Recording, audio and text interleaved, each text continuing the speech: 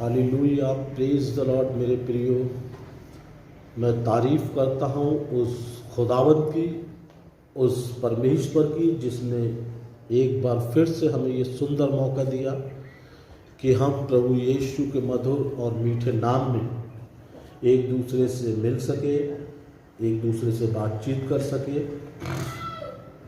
और मेरे प्रियो, आज मैं कुछ पर्सनल बातों को लेकर आपके साथ बात करना चाहूँगा, जो मैं काफ़ी दिनों से पवित्र आत्मा मुझे उभार रहा था। क्योंकि आप जानते हैं किस तरीके का माहौल चल रहा है, किस तरीके की समस्याएं हैं, वर्ल्ड ऑर्डर तैयार है और उसके उपरांत आप ये देख रहे हैं कि हमारा जो मसीह समुदाय है, आई थिंक मेरे प्रियो, ये केवल देखने में खूबसूरत है, लेकिन अगर इसकी सच्चाई आपने देखी होगी, आप सब जानते ही हैं, है ना। बस हम लोग किसी से कहते नहीं हैं, लेकिन कब तक अपने दिल में दबा कर रख सकते हैं। समय बुरा है, हालात बुरे हैं, लोग जॉबलेस हैं, लोगों का व्यापार नहीं चल पा रहा है, फाइनेंशियली क्राइसिस है लोगों के पास। ख़ास तौर से कोरोना के बाद तो लोग प्रॉब्लम्स में हैं, महंगाई दिन पे दिन बढ़ती चली जा रही है। इन सभी चीज़ों को लेकर परमेश्वर का आत्मा मुझसे बात कर रहा था कि बहुत हम अलग अलग हो चुके, बहुत हम बुराइयों में भलाइयों में लगे हैं। समय, अगर हम समय की नज़ाकत को समझें तो ये समय है कि हम यूनाइटेड हों और कुछ ऐसा करें जिससे कभी परेशानी होती है, कोई प्रॉब्लम्स होती है हमारे किसी भाई पे, किसी बहन पर, तो हम उसकी हेल्प कर सकें। आमीन। मेरे मित्रों, मैं आपको बताना चाहूँगा, हमने इस मिनिस्ट्री का नाम रखा द हेल्पिंग हैंड मिनिस्ट्री। आमीन। द हेल्पिंग हैंड मिनिस्ट्री हमने इसीलिए रखा कि हम आप लोगों से अनुरोध करेंगे कि आप सब मिलकर हमारी हेल्प करें। छोटी छोटी हेल्प जैसी भी हो सकती है, तो हमारे पास एक अमाउंट अच्छा बच सकता है। उस अमाउंट्स के द्वारा हम अपने बिलीवर्स की, अपने मसीह बहन और भाइयों पर अगर कोई प्रॉब्लम्स होती है, कोई समस्या होती है, तो हम उसकी हेल्प कर सकते हैं। आमीन। क्योंकि हमारे मसीह समाज में मेरे प्रिय सब अपने बारे में सोचते हैं। किसी के पास अगर विदेशी सपोर्ट है तो वो अपनी प्रॉपर्टी बना रहा है, किसी के पास अच्छा पैसा है वो अपने में है। लेकिन बहुत सारे ऐसे लोग हैं जो इन दिनों खुदा ने मुझे दिखाया। बहुत सारे लोग मेरे पास इतने फ़ोन कॉल्स, इतने मैसेज कि पास्टर जी, पत्नी की तबीयत ख़राब है, उसका मेडिसिन लाना है, पैसे नहीं है, प्लीज़ कुछ हेल्प कर दीजिए। किसी का बच्चा बीमार है, किसी के बच्चे की स्कूल की फ़ीस दी गई है। हालांकि ये बातें मुझे कहना नहीं चाहिए, लेकिन मैं बताना चाह रहा हूँ। तो जो कुछ भी था 3 साल में, कोरोना से अब तक की बात बता रहा हूँ मैं, हमने जैसी भी हो सकी खुदा की तरफ से हमने लोगों की ज़बरदस्त तरीके से मदद की, पीछे नहीं हटे प्रभु में। लेकिन जो हमारी सोच थी, हमने इस साल भी अपने मैसेज के पीछे स्कैनर लगाया, है ना, और रिक्वेस्ट भी की। नेक्स्ट ईयर क्रिसमस पर भी हमने एक लेटर भेजा, उसमें स्कैनर लगाया, गूगल पे के बारे में बताया। तो मैं बताना चाहूँगा आपको, पूरे 3 इयर्स कंप्लीट हो गए। मैं ये देख रहा हूँ पूरे 3 इयर्स में किसी ने 1 रुपए की मिनिस्ट्री को हेल्प नहीं। आमीन। लेकिन महान परमेश्वर है, वो हमारी सहायता करता है, हमें संभालता है, हमारी ज़रूरतों को पूरी करता है, वो हमें लज्जित नहीं होने देता। और मैं गर्व करता हूँ अपने सामर्थी परमेश्वर पर। हमने किसी की मदद के लिए कभी भी इनकार नहीं किया, अपने हाथों को पीछे नहीं खींचा। लेकिन अब हम मजबूर हैं क्योंकि हमारे पास जो मेरा अपना पर्सनल भी जो था वो भी सब, आमीन, प्रभु की महिमा। तो मैं उन चीज़ों को लेकर आपसे बात करना चाह रहा था कि हमें क्या करना चाहिए, क्योंकि आप भी ठीक हैं, मैं भी ठीक हूँ, परमेश्वर का कलाम भी ठीक है, लेकिन हमें समय को देखना है। हम प्रभु के जन हैं, परमेश्वर का वचन हमें हिदायत देता है कि हम अपने ही हित की नहीं परंतु दूसरे की हित की भी चिंता करें। आमीन, हालेलुया। अब ऐसा भी नहीं है कि हम पास्टर्स हैं, अगर हम किसी घर में जाते हैं, कोई भूखा है, उसके पास खाने को नहीं है और हम प्रार्थना करके चले आए। कोई बीमार है, वो बहन हमसे कह रही है कि हस्बैंड की तबीयत ठीक नहीं है और सर मेरे पास इलाज के पैसे नहीं हैं, और हम प्रार्थना करके चले आए। उस तरीके का हृदय परमेश्वर ने मुझे नहीं दिया। तो वही चीज़ मैं रखना चाह रहा था। तो आज हम देखेंगे, परमेश्वर के कलाम से देखेंगे दान के बारे में। आमीन। आइए हम प्रार्थना करें। यस महान सामर्थ्य प्यारे परमेश्वर, दयालु पिता, हम आपसे विनती करते प्रभु, हमें एक तन और एक मन बनाइए प्रभु। हम जितने भी मसीह भाई बहन हैं, एक दूसरे से मिलकर चलें, एक दूसरे की प्रॉब्लम्स और समस्याओं को देख सकें, फील कर सकें प्यारे प्रभु यीशु, एक दूसरे की मदद करने वाले बन सकें मेरे पिता। तो हमें यूनिटी दे, बेदारी दे प्रभु, और होने दे खुदावन हम तेरे नियमों को फॉलो कर सकें, तेरी आज्ञाओं पर चलने वाले बन सकें मेरे पिता। परमेश्वर, मैं अपने आप को और अपने प्रियों को तेरे हाथों में सौंपते हुए इस प्रार्थना को अपने उद्धार करता प्रभु यीशु मसीह के नाम से मांगते हैं, आमीन। हालेलुया। आइए हम देखेंगे दान के बारे में। हम लोग देखेंगे आज दूसरा कुरिन्थियों की पुस्तक, उसका 9 अध्याय, उसकी 7वीं आयत आप देखिए। दूसरा कुरिन्थियों 9 उसकी 7 आयत यह लिखा है, हर एक जन जैसा मन में ठाने वैसा ही दान करे, न कुड़कुड़ के और न दबाव से, क्योंकि परमेश्वर हर्ष से देने वाले से प्रसन्न होता है। हालेलुया।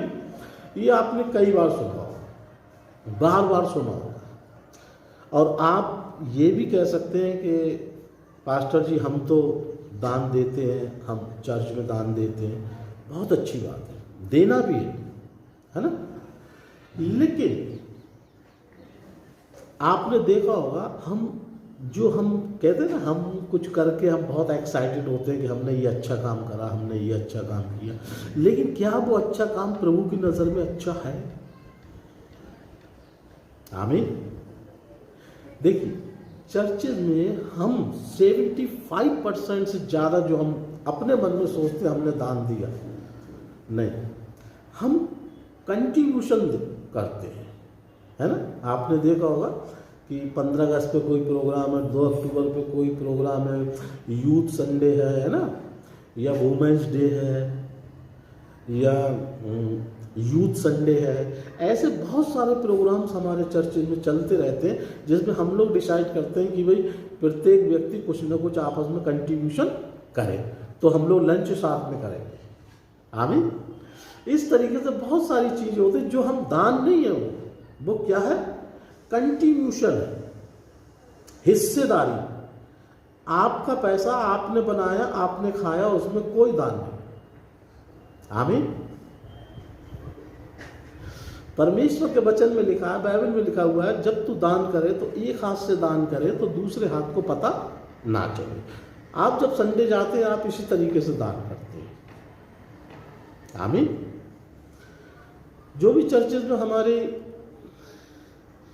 होता है मेंबरशिप या जो कुछ भी हम मंथली देते हैं चर्चेज में, उसको हम देते हैं, बहुत अच्छी बात है, देना भी चाहिए। अगर हम नहीं देंगे तो चर्च की जो सेवाएं हैं वो किस तरीके से आगे चलेंगी, है ना, क्योंकि जो भी कुछ है वो हमारे ही उस पर टिका हुआ है। लेकिन मेरे प्रियो, मैं एक चीज़ आपको बताना चाह रहा हूँ। आपने देखा होगा आज से 10, 15, 20 साल पहले आपकी गली में, आपके मोहल्ले में, आपके घर पर, आपके दरवाजे पर बहुत सारे मिनिस्टर्स, बहुत सारे सेवक, बहुत सारे प्रचारक आते होंगे। कोई गॉस्पेल आपको देता होगा, कोई कहता होगा सिस्टर हम घर में आ जाए, प्रार्थना करेंगे। घंटों लोग बैठा करते थे, आनंद आता था, प्रभु की बातें हुआ करती थी, है ना, गॉस्पेल डिलीवर हुआ करता था। लेकिन आज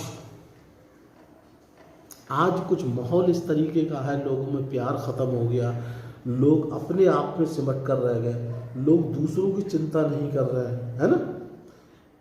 आज जो गॉस्पेल मिनिस्ट्रीज हैं, आउटरीच है, वो बंद होती चली जा रही है।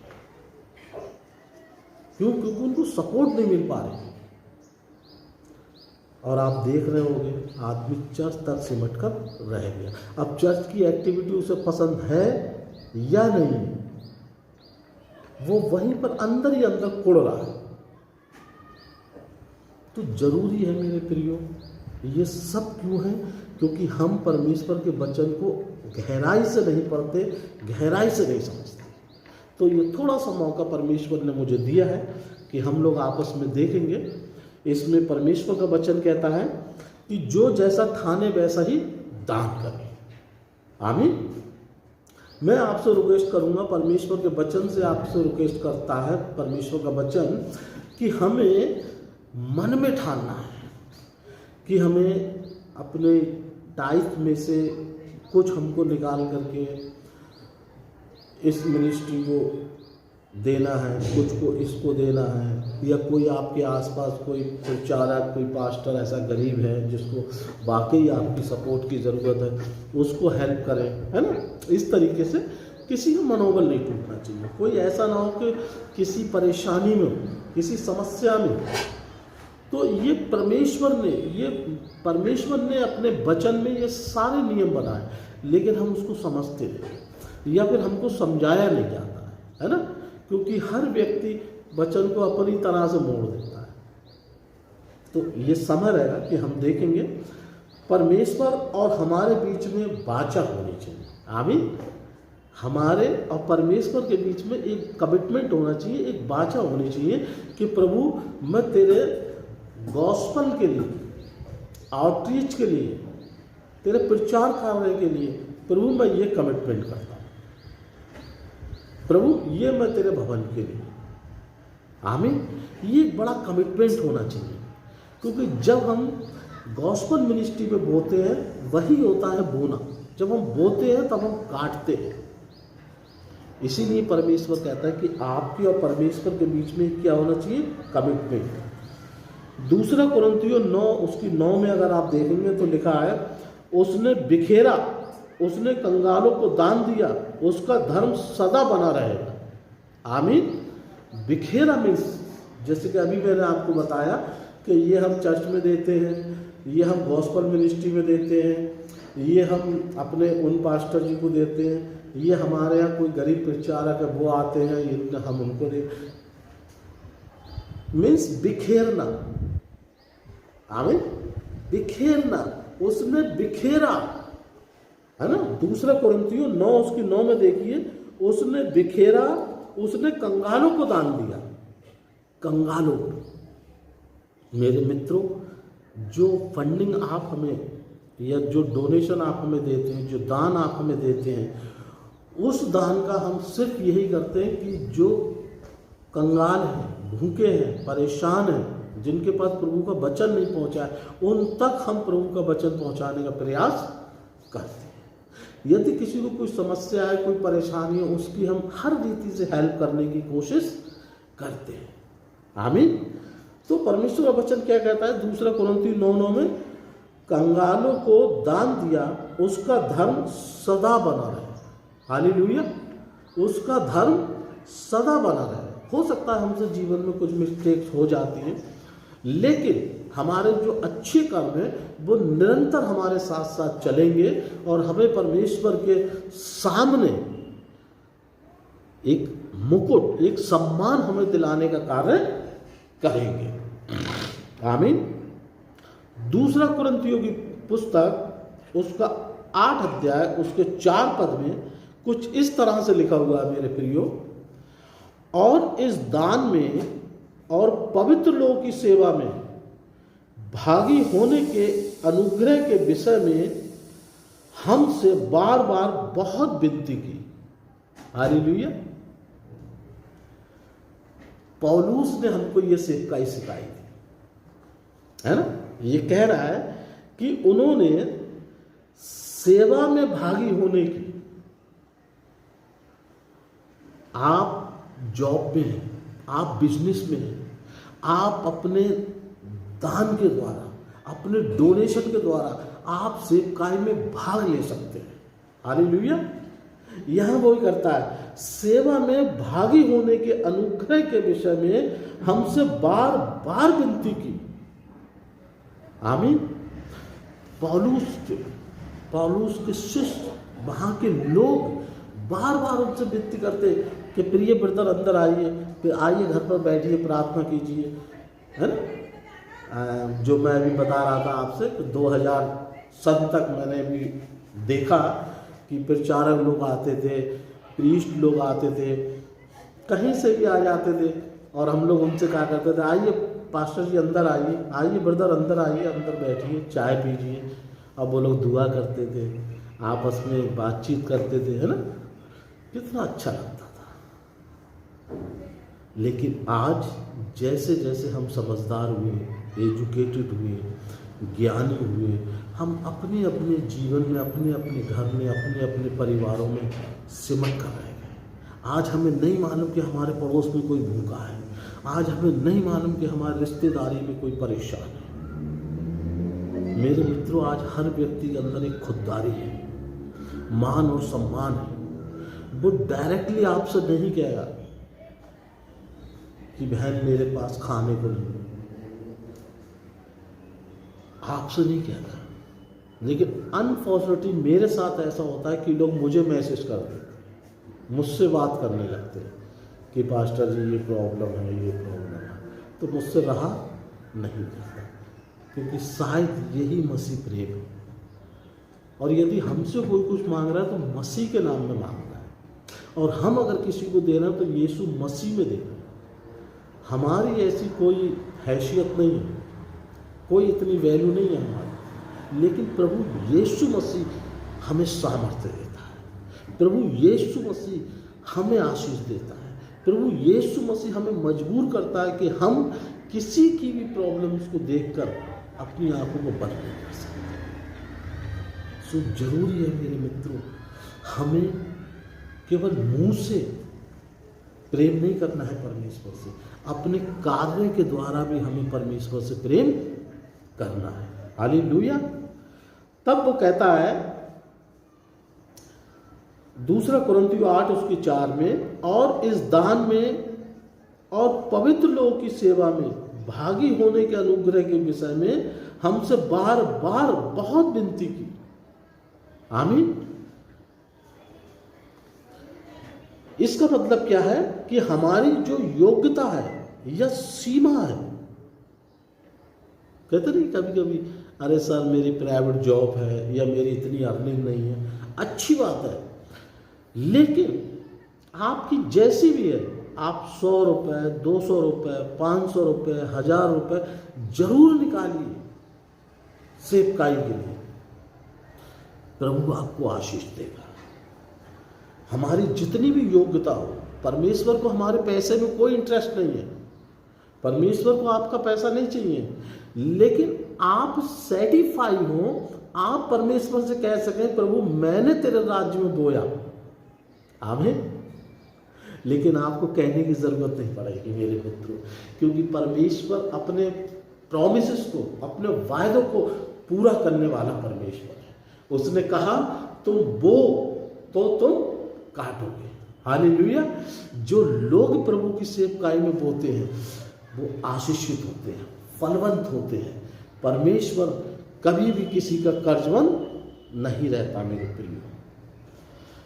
यहां देखें एक बार फिर से दूसरा कुरिन्थियों की पुस्तक 9 अध्याय उसका 5वां पद हम देखें। यहाँ पर इस प्रकार लिखा है, इसलिए मैंने भाइयों से यह विनती करना आवश्यक समझा कि वे पहले से पहले तुम्हारे पास जाएं और तुम्हारी उदारता का फल, जिसके विषय में मैंने पहले से वचन दिया गया था, तैयार कर रखें कि यह दबाव से नहीं परंतु उदारता के फल के समान तैयार हो। हालेलुया। हमेशा याद रखिए, दबाव नहीं, प्रेशर नहीं, उदारता। मैंने जैसा ही बताया 3 इयर्स आप समझ लीजिए, 3 इयर्स कोरोना से आज तक 1 रुपए का डोनेशन, 1 रुपया किसी ने नहीं भेजा, और मैंने कभी किसी से नहीं कहा। आमीन। जबकि मेरा फ्रेंड सर्कल है, बहुत सारे सेवक ऐसे हैं, अगर मैं किसी से कुछ कहूं तो वो मना नहीं करेगा, लेकिन नहीं, मैं देखना ये चाहता हूं कि पवित्र आत्मा अपने वचनों के द्वारा कार्य करे और हमें ये एहसास हो। देखिए, दान में उदारता, हमें ये एहसास हो कि हमें अपनी कमाई का कुछ अंश प्रभु की सेवकाई में देना है। ये पवित्र आत्मा बात करे, ये डिसीजन आपका हो, ये उदारता आपके अंदर हो, तब परमेश्वर की महिमा होगी। हालेलुया। सो परमेश्वर आप सबको बहुत आशीष दे। दबाव से नहीं परंतु उदारता के फल के समान तैयार हो। आमीन। ये वायदा होना चाहिए। मेरे कहने से आप 1 बार दे देंगे, 2 बार दे देंगे, उससे तो सेवकाई नहीं चलती। ये क्या होना चाहिए? ये वायदा होना चाहिए। पौलुस के साथ लोगों का कमिटमेंट था, क्योंकि वो जानते थे कि पौलुस दूसरे देशों में प्रभु की सेवा करने के लिए निकल जाता था, एक जगह नहीं रुकता था मेरे लिए। उसे जरूरत होती थी, बहुत सारे लोग उसके पास आते थे, वो बहुत सारे लोगों के पास जाता था, बहुत सारे लोगों की मदद किया करता था। उसे जरूरत थी, नीडी पर्सन।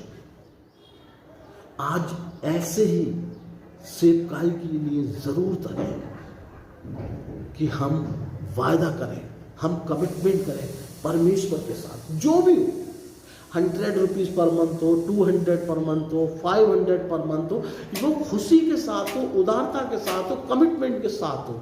आप देखिए प्रभु कैसे आपको आशीषित करता है। हालेलुया। पहला कुरिन्थियों की पुस्तक उसका 16 अध्याय उसका 2 पद में इस प्रकार लिखा है, तुम में से हर अपनी आमदनी के अनुसार कुछ अपने पास रख छोड़ा करो। हालेलुया। फिर सुनिए, पहला कुरिन्थियों 16 उसका 2 पद में लिखा है, तुम में से हर एक व्यक्ति अपनी आमदनी के अनुसार कुछ ना कुछ अलग निकाल कर रख लिया कर। ये परमेश्वर का वचन है। जब हम कुछ एक्स्ट्रा इनकम करते हैं, जब हमारे पास कुछ इनकम होता है, तो पहले प्रभु की सेवकाई के बारे में हमारे अंदर विचार आना चाहिए कि मैं ये परमेश्वर की सेवकाई के लिए भेजूंगा। ऐसा नहीं है कि केवल मैं देखता हूँ, हम जब इनकम होती है, एक्स्ट्रा इनकम होती है, हम आनंदित होते हैं, हम खुश होते हैं, हम पिज़्ज़ा पार्टी करते हैं, हम बर्गर पार्टी करते हैं, है ना, कितना एंजॉय करते हैं, हम मॉल में जाते हैं। आज की डेट में 1000-2000 रुपये कोई मायने नहीं रखता। मैं देख रहा हूँ बच्चे एंजॉय कर रहे हैं, अच्छी जॉब है, अच्छे शौक हैं। कहीं इसी बीच में, अगर इसी बीच में कुछ डिसीजन होता है, आप सैक्रिफाइस करते हैं एक किसी गरीब मसीह की मदद करने के लिए मिनिस्ट्री के द्वारा, ओनली 500 रुपीज़ एक पिज़्ज़े की कुर्बानी देते हैं, 200 रुपीज़ एक आइसक्रीम की कुर्बानी देते हैं, आपके जीवन में बहुत बड़ा आनंद आ सकता है। बहुत सारे कष्ट, जो परेशानियां, जो बीमारियां, जो समस्याएं, जो नकारात्मक चीजें हमारे जीवन में चलती हैं, प्रभु उसको दूर कर देगा। जो बहुत सारी ब्लेसिंग्स ऐसी होती है जो रुकी होती है हमारे जीवन में, परमेश्वर को ब्लेसिंग आपको देगा। जब आप परमेश्वर की सेवकाई के बारे में सोचते हैं, परमेश्वर के लोगों के बारे में सोचते हैं, तब परमेश्वर आपके बारे में सोचता है। हालेलुया। सो परमेश्वर आप सबको बहुत आशीष दे। देने से क्या है मेरे मित्रों, हम बहुत जल्दी से गलत सोचते, गलत थॉट्स हमारे अंदर आते। देना में सेटिस्फैक्शन।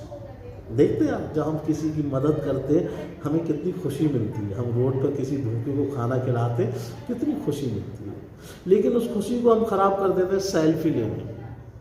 आमीन। तो परमेश्वर का वचन यह कहता है, दूसरा कुरिन्थियों 9 अध्याय उसकी 10 पद में इस प्रकार लिखा हुआ है, जो बोने वाले को बीज, हालेलुया, जो बीने वाले को बीज और भोजन के लिए रोटी देता है, वह तुम्हें बीज देगा और उसे फलवंत करेगा और तुम्हारे धर्म के फलों को बढ़ाएगा।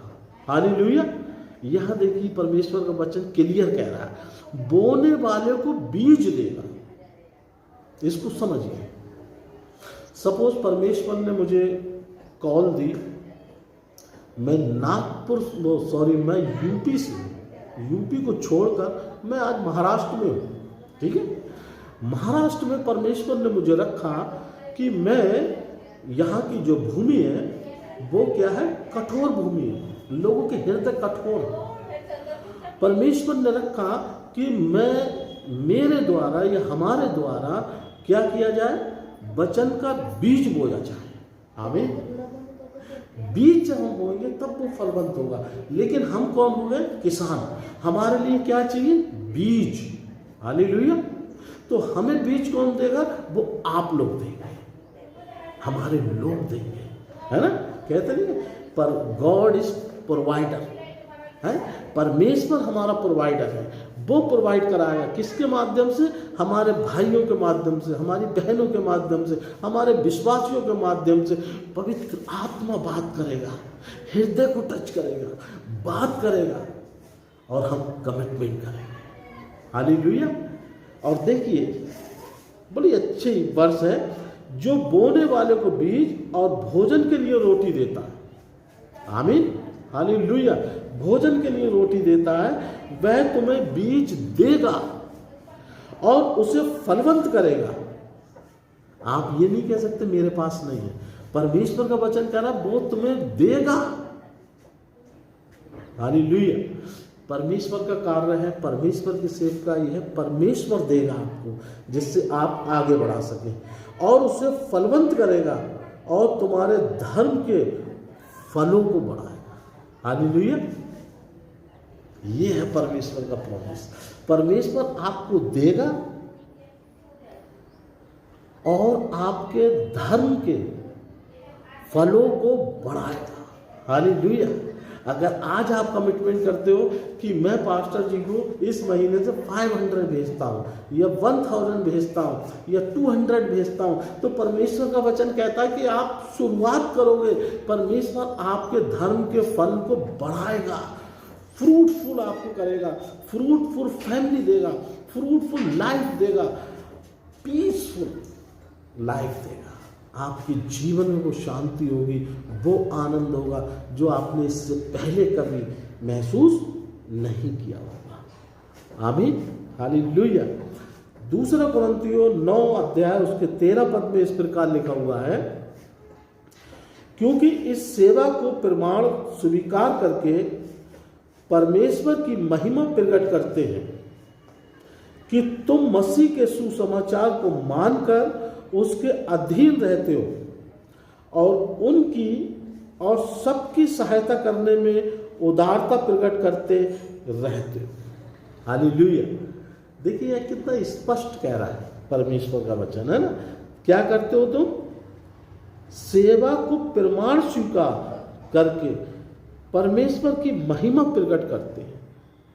सबसे बड़ी चीज है मेरे प्रियो, हमारे जीवन से परमेश्वर की महिमा प्रकट होनी चाहिए। वचन में लिखा है हम केवल मुंह ही चलाने वाले नहीं, परंतु अच्छे और भले कार्य करने वाले भी होने चाहिए, यानी कि बने।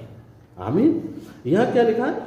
तुम मसीह के सुसमाचार को मानकर उसके अधीन रहते रहो। बड़ी चीज है मेरे मित्रों। आज हम चर्च जाते हैं, हालेलुया करते हैं, प्रार्थना करते हैं, सब कुछ करते हैं, लेकिन हम प्रभु के अधीन रहना पसंद नहीं करते। हम परमेश्वर जो अपने वचन में बात करता है, जो हमसे कार्य करने को कहता है, हम वो करना पसंद नहीं करते। यही कारण है आज हम अपनी लाइफ में सैक्रिफाइस करते हैं। हम उन चीजों का इंतजार करते हैं जो परमेश्वर ने बहुत पहले ही हमारे लिए रखी हुई है, लेकिन अनफॉर्चुनेटली हम परमेश्वर के अधीन नहीं रहते। हम परमेश्वर की आज्ञा का पालन नहीं करते। हमसे परमेश्वर कहता है ऐसा कर दे, लेकिन हम अपने मानवीय स्वभाव में अपने आप को रोके रखते हैं। और जब हम रोके रखते हैं तो परमेश्वर भी स्वर्ग से हमारी आशीषों को रोके रखता है। यह कितनी प्यारी की बात कर रहा है। सबकी सहायता करने में उदारता प्रकट करते रहते हो।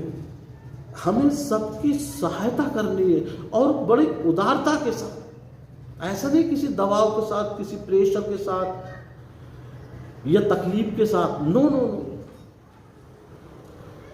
उदारता के साथ। आमीन। परमेश्वर जानता है हमारी क्षमता क्या है, हमारी प्रॉब्लम्स क्या है, हमारी समस्याएं क्या है। परमेश्वर हमसे बेहतर जानता है। आप मन में सोचिए आपको करना है, करिए मत। मन में सोचिए, परमेश्वर आपकी हर कमजोरी को दूर करेगा, हर रुकावट को दूर करेगा। परमेश्वर आपको एक ऐसे पायदान पर लेकर आएगा जो आप करेंगे प्रभु की सेवा में आगे बढ़कर कार्य। आमीन, हालेलुया। ये परमेश्वर की कार्य है। देने से परमेश्वर की महिमा होती है। सबसे बड़ी बात मेरे मित्रों, प्रभु की सेवकाई में सहयोग देने से, प्रभु की सेवकाई में दान देने से, प्रभु की सेवकाई में मदद करने से क्या होती है? परमेश्वर की महिमा होती है। दूसरा कुरिन्थियों 9 अध्याय उसके 12 पद में अगर आप देखें, यह इस प्रकार लिखा है, इस सेवा के पूरा करने से न केवल पवित्र लोगों की आवश्यकताएं पूरी होती है, परंतु लोगों की ओर से परमेश्वर का भी बहुत धन्यवाद होता है। हालेलुया। परमेश्वर का, देखिए, हम अगर किसी को कुछ दे रहे हैं और उसने हमको थैंक यू कहा, अच्छी बात है, लेकिन उससे बड़ी बात यह है कि आपके मेरे द्वारा कोई परमेश्वर को थैंक्स बोले, परमेश्वर को कोई धन्यवाद दे। हालेलुया। हमारे छोटे से प्रयास से हमारे परमेश्वर को, हमारे महान सामर्थ्य परमेश्वर को अगर कोई थैंक्स कहता है, धन्यवाद देता है, उसकी याद में रोने लगता है, उसके सामने बैठकर गिड़गिड़ाने लगता है, उसको महान और सामर्थ्य कहने लगता है, हमें और आपको इससे बड़ी और कोई बात नहीं हो सकती है। सिर्फ यही है मिनिस्ट्री, द हेल्पिंग। आप किसी की हेल्प करोगे, आप सेल्फ खींचोगे, वो आपको थैंक यू बोलेंगे। लेकिन जब आप लोगों के हाथ हमारे साथ मिलेंगे, द हेल्पिंग हैंड के साथ मिलेंगे, हम मिलकर जो फंडिंग करेंगे और लोग जो हमारे द्वारा, आमीन, अचानक जब किसी को मेडिसिन की प्रॉब्लम्स दूर होगी, किसी को घर के खाने की दूर होगी, किसी को पहनने की दूर होगी, है ना, वो नहीं जानता। हमारा नेचर या कह लीजिए हमारा जो कार्य है, हमें लोग पर्सनली नहीं लेते हैं, एक as a pastor, as a सेवक, है ना। तो अगर किसी को जब कुछ दिया जाता है तो वो किसका धन्यवाद करता है? प्रभु यीशु का। कि अरे पास्टर जी थे, पता नहीं कौन से थे, उन्होंने हमारी ये समस्या दूर कर दी। यीशु मसीह को मानते थे, वो ये पुस्तक देकर गए। यीशु मसीह महान है। लोग रोने लगते हैं, लोग दूसरों के सामने गवाहियाँ देने लगते हैं कि मसीह लोग ऐसे होते हैं, उनका यीशु मसीह ऐसा है। परमेश्वर को महिमा, परमेश्वर की बड़ाई, परमेश्वर की तारीफ। और यहाँ वो यही कह रहा है, पढ़िएगा आप लोग इसको, 2 कुरिन्थियों 9 उसका 12, है ना। परमेश्वर का भी बहुत बहुत धन्यवाद होता है। लोग परमेश्वर को धन्यवाद देते हैं। सोचिए, अगर आपका अपना कोई हॉस्पिटल में बीमार है, आप परेशान हैं, आप उसका मेडिसिन नहीं ले पा रहे हैं, आप उसको दवाई नहीं लेकर दे पा रहे हैं, और कोई खामोशी से आकर आपको दवाई दे जाए, तो आपकी आंखें केवल ऊपर की तरफ जाएंगी। अरे परमेश्वर, ये कहाँ से हो गया? अरे प्रभु, तू महान है, तू महान है प्रभु जी, तू आश्चर्य काम करने वाला है। परमेश्वर, तूने हमारी मदद की। ऐसी घटनाएं जब जीवन में होती है तो हमारा जो थैंक्स होता है वो सीधा परमेश्वर के लिए होता है। आमीन। मत्ती की पुस्तक उसका 26 उसका 6 से 8 अगर आप पढ़ेंगे तो लिखा है, यूसुफ ने यीशु मसीह को अपनी कब्र दे दी। हालेलुया। यूसुफ एक धर्मी व्यक्ति था।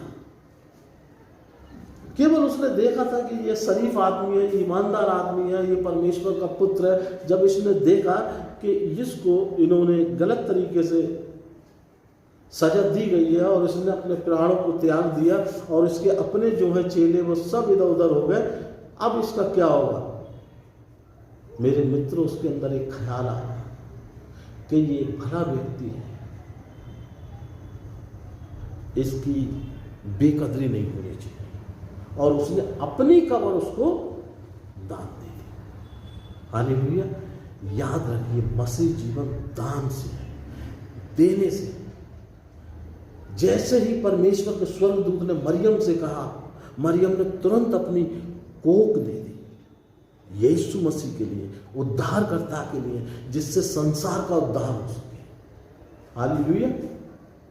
जब 10,000 लोग भूखे थे, और उससे बड़ी चीज ये है कि भूख का एहसास भी नहीं कर रहे थे, यीशु मसीह को छोड़कर जाने के लिए राजी नहीं थे। शाम होती चली जा रही है, लेकिन यीशु मसीह एक पिता होने के नाते उन्हें उनके शरीर की चिंता थी, उनके भूख की चिंता थी। और उसने कहा, भीड़ में से पूछो किसी के पास कुछ खाने के लिए है? मेरे मित्रों, एक 12 साल के बच्चे ने अपना भोजन दे दिया, अपना भोजन। आमीन। और उस एक बच्चे के डोनेशन से 10,000-12,000 पब्लिक, बाइबल में लिखा है एक जगह 7, एक जगह 3.5, एक जगह 10.5, हजारों लोग तृप्त किए गए एक व्यक्ति के हाथ बढ़ाने से। मेरे मित्रों, परमेश्वर चाहता है हम और आप हाथ को बढ़ाएं, और उस हाथ को ब्लेस करेगा यीशु मसीह। सामर्थी परमेश्वर है, बहुत बड़े कार्य करेगा आपके जीवन में, आपके पारिवारिक जीवन में जबरदस्त आपको आशीष देगा। आज ही आप कमिटमेंट करें। मेरी आपसे पर्सनल हम्बल रिक्वेस्ट है, जो भी आप भेजना चाहते हैं, मैं वीडियो के पीछे अपना स्कैनर लगाता हूँ, गूगल पे के बारे में आपको बताता हूँ। जो भी आप करना चाहें, 100 रुपीज़, 200 रुपीज़, 500 रुपीज़, 1000 रुपीज़, जो भी आप देना चाहें, आप खुशी से उसको दीजिए। और जो भी आप भेजते हो उसकी जो स्लिप होती है, स्क्रीनशॉट लेकर आप मुझे व्हाट्सएप कीजिए। हम आप सबके लिए प्रार्थना करते हैं, आप सबके लिए निरंतर हम प्रार्थना करेंगे। जो भी प्रार्थना रिक्वेस्ट होती है उसको आप मुझे दीजिए। आप देखिए प्रभु कैसे चिन्ह और चमत्कार को करता है। आमीन। हालेलुया। प्रभु आप सबको बहुत आशीष दें। आमीन। हालेलुया। धन्यवाद।